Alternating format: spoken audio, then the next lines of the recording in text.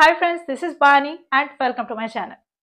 বন্ধুরা, আজকে আমি তোমাদের জন্য একটা ইম্পর্টেন্ট টপিক নিয়ে এসেছি।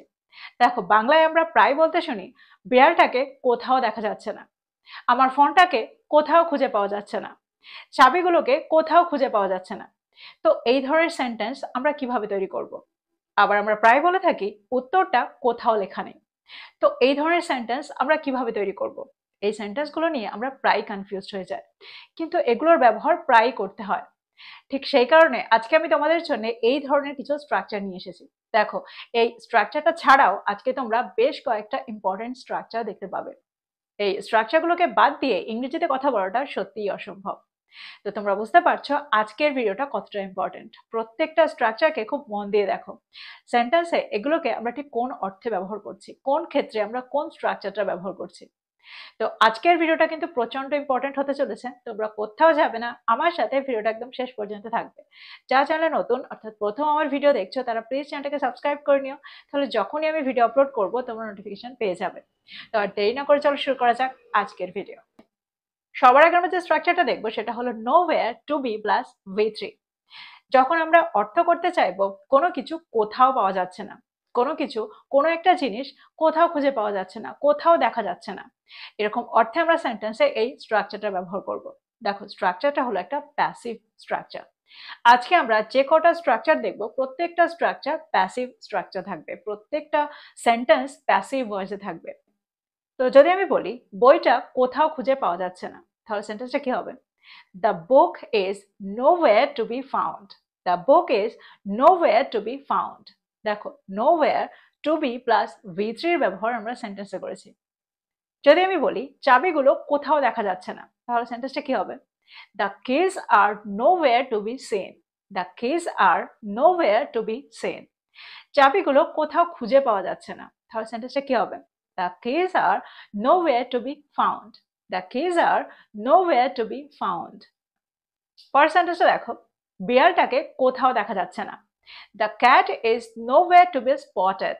The cat is nowhere to be spotted. এবার যদি আমি বলি উত্তরটা কোথাও লেখা নেই, তাহলে সেন্টেন্সটা কি হবে?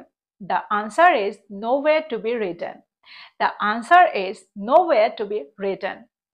এবার যদি আমি বলি ফোনটা কোথাও দেখা যাচ্ছে না, তাহলে সেন্টেন্সটা কি হবে?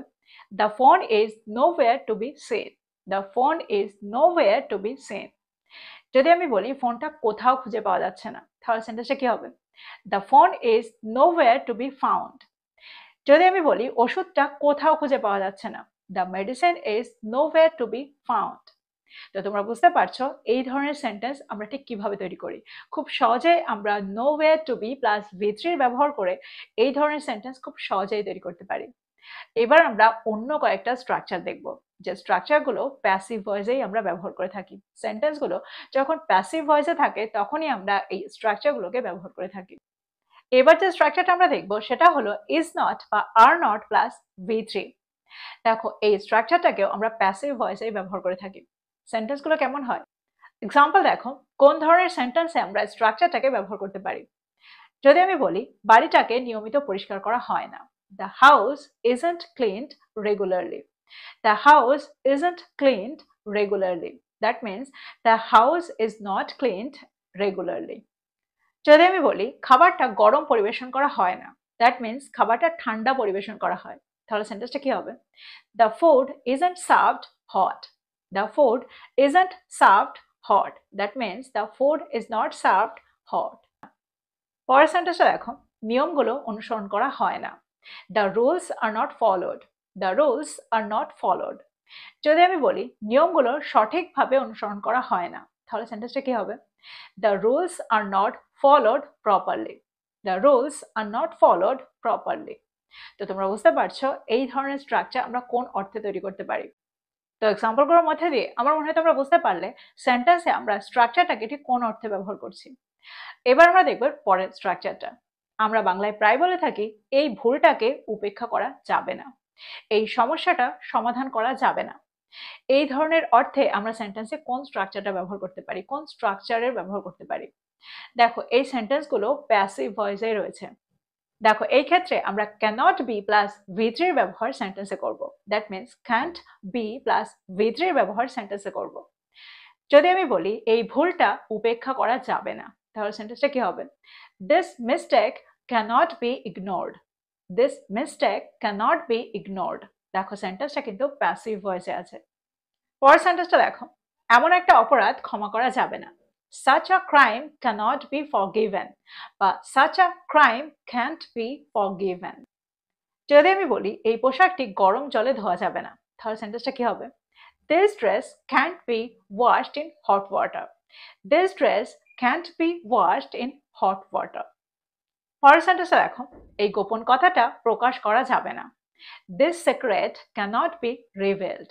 this secret cannot be revealed বা আমরা এটাও বলতে পারি this secret can't be revealed। তো এক্সাম্পলগুলোর মধ্যে দিয়ে আমার মনে হয় তোমরা বুঝতে পারলে সেন্টেন্সে আমরা স্ট্রাকচারটাকে কি করে ব্যবহার করছি, কোন অর্থে ব্যবহার করছি। এবার আমরা দেখব পরের স্ট্রাকচারটা। পরের স্ট্রাকচারটা হলো hasn't been plus v3 বা haven't been plus v3। that means has not been plus v3 বা have not been plus v3। Sentence দেখো, সেন্টেন্সে আমরা কোন অর্থে স্ট্রাকচারটাকে ব্যবহার করছি। যদি আমি বলি সমস্যাটি এখনো সমাধান করা হয়নি, the problem hasn't been solved yet। the problem hasn't been solved yet। দেখো সেন্টেন্সটা প্যাসিভ ভয়েসে আছে। পরের সেন্টেন্সটা দেখো, যদি আমি বলি চিঠিটা এখনো পাঠানো হয়নি, তাহলে সেন্টেন্সটা কি হবে? the letter hasn't been sent yet। the letter hasn't been sent yet। যদি আমি বলি চিঠিগুলো এখনো পাঠানো হয়নি, তাহলে সেন্টেন্সটা কি হবে? the letters haven't been sent yet। পরেরটা দেখো, সিদ্ধান্তটা নেওয়া হয়নি, the decision hasn't been made। the decision hasn't been made। যদি আমি বলি সিদ্ধান্তটা এখনো নেওয়া হয়নি, তাহলে সেন্টেন্সটা কি হবে? the decision hasn't been made yet। আরেকটা এক্সাম্পল দেখো, প্রকল্পটি এখনো অনুমোদিত হয়নি, the project hasn't been approved yet। the project hasn't been approved yet। তো তোমরা বুঝতে পারছো এই ধরনের অর্থে আমরা সেন্টেন্সে এই স্ট্রাকচারটা ব্যবহার করব। এবার আমরা দেখব পরের স্ট্রাকচারটা। পরের স্ট্রাকচারটা হলো hadn't been plus v3। দেখো এই স্ট্রাকচারটার ব্যবহার আমরা পাস্ট পারফেক্ট টেন্সে করে থাকি।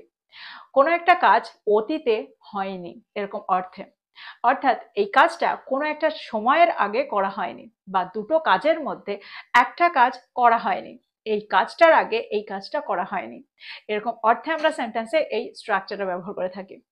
এবার যে স্ট্রাকচারটা আমরা দেখবো সেটা হলো hadn't been plus v3। hadn't been plus v3। That means আমরা এবার দেখব পাস্ট পারফেক্ট টেন্সের ফর্মুলা। সেন্টেন্সে আমরা পাস্ট পারফেক্ট টেন্সকে ঠিক কিভাবে ব্যবহার করছি, স্ট্রাকচারটাকে ঠিক কিভাবে ব্যবহার করছি। যদি আমি বলি রাস্তাটি বহু বছর ধরে মেরামত করা হয়নি, তাহলে সেন্টেন্সটা কি হবে? the road hadn't been repaired for years। the road hadn't been repaired for years। পরের সেন্টেন্সটা দেখো, রং করার আগে আসবাবপত্রগুলো সরানো হয়নি, the furniture hadn't been moved before painting। the furniture hadn't been moved before painting। দেখো এখানে দুটো কাজ বোঝাচ্ছে, পেন্টিং রং করার একটা কাজ বোঝাচ্ছে, তার আগে আসবাবপত্রগুলো সরানো একটা কাজ বোঝাচ্ছে। তো যে কাজটা আগে বোঝাবো সেই কাজটার সাথে সেই ইভেন্টটার সাথে আমরা এই স্ট্রাকচারটা ব্যবহার করব। That means had plus been plus v3 ব্যবহার করব। যেহেতু সেন্টেন্সটা নেগেটিভ সেন্টেন্সে রয়েছে সেই জন্য আমরা এখানে হ্যাডেন্ট বিন প্লাস v3 ব্যবহার করছি। পরের সেন্টেন্সটা দেখো, জানলাটা অনেক দিন ধরে পরিষ্কার করা হয়নি, the window hadn't been cleaned for a long time। the window hadn't been cleaned for a long time। পরের সেন্টেন্সটা দেখো, রোগীটিকে সঠিকভাবে চিকিৎসা করা হয়নি, the patient hadn't been treated properly। the patient hadn't been treated properly। তো তোমরা বুঝতে পারছো সেন্টেন্সে আমরা স্ট্রাকচারটাকে ঠিক কখন ব্যবহার করছি, কোন অর্থে ব্যবহার করছি। তো আমার মনে হয় এই স্ট্রাকচারটাও তোমরা বুঝতে পারলে। দেখো স্ট্রাকচারটাও কিন্তু প্যাসিভ ভয়েসে রয়েছে, রোগীটিকে সঠিকভাবে চিকিৎসা দেওয়া হয়নি, সঠিকভাবে ট্রিটমেন্ট করা হয়নি। তো এই ছিল আজকের কিছু ইম্পর্টেন্ট স্ট্রাকচারস। আমার মনে হয় প্রত্যেকটা স্ট্রাকচারকে তোমরা বুঝতে পারলে। দেখো প্রত্যেকটা স্ট্রাকচার কিন্তু খুবই সহজ আর তেমনই ইউজফুল। এই স্ট্রাকচারগুলোর সঠিক ব্যবহার না জানলে তোমরা প্রায়ই ভুল করবে, সেন্টেন্স তৈরি করতে তোমরা প্রায়ই আটকে যাবে। আর কনভারসেশনে এই ধরনের সেন্টেন্সের ব্যবহার আমরা প্রায় করে থাকি। তো এই প্রত্যেকটা সেন্টেন্সকে নোট ডাউন করো আর এগুলো দিয়ে প্রচুর সেন্টেন্স তৈরি করো আর এই সেন্টেন্সগুলোকে তোমাদের কনভারসেশনে ব্যবহার করো। তো এই ছিল আজকের ভিডিও, এই ছিল আজকের টপিক। ভিডিওটা ভালো লাগলে লাইক করতে ভুলে যেও না, বন্ধুদেরকে শেয়ার করো যারা ইংরেজি শিখছে। So this is all about today. I will be back with another video. Till then, take care. Thank you for watching this video. Bye bye.